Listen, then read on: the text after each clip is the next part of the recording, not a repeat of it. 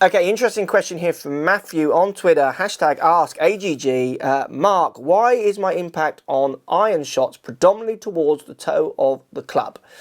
So that means more, so if this was a face, more out towards this side, if this was the neck at this end. Obviously, I can't really answer that question. I've not seen him swing, so I don't know why you specific. What I see with students, though, and I do it, my wear mark on my irons is towards the toe, and that's because the chunkier irons that I've used and use sometimes, so the JPX EZs have a big weight out in the toe. Now what that means is that the effective sweet spot isn't in the geometric middle of that club, it's actually more towards the toe end.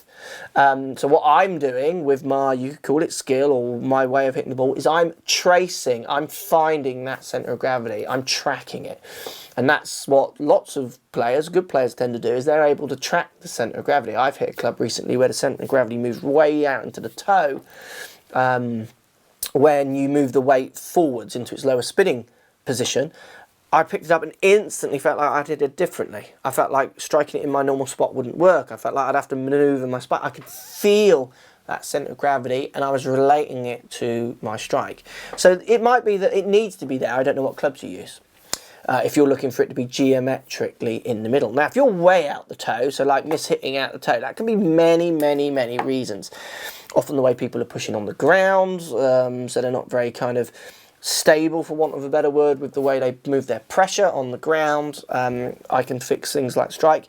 And the biggest one that I find is that people deliver toe down, heel up. So if you think about that, that moves the sweet spot of the club off the ground. So what you do is find the next best sweet spot, which is going to be down on the bit that's nearer the ground. You've got to remember, with an iron, the ball's on the floor. So if you're raising the heel, the sweet spot's going off the ground. You're not going to hit that unless it's on a tee. So you're then going to start using this end, the toe end, to try and find the best, most functional part to hit the ball. So I would argue it's much more around strike.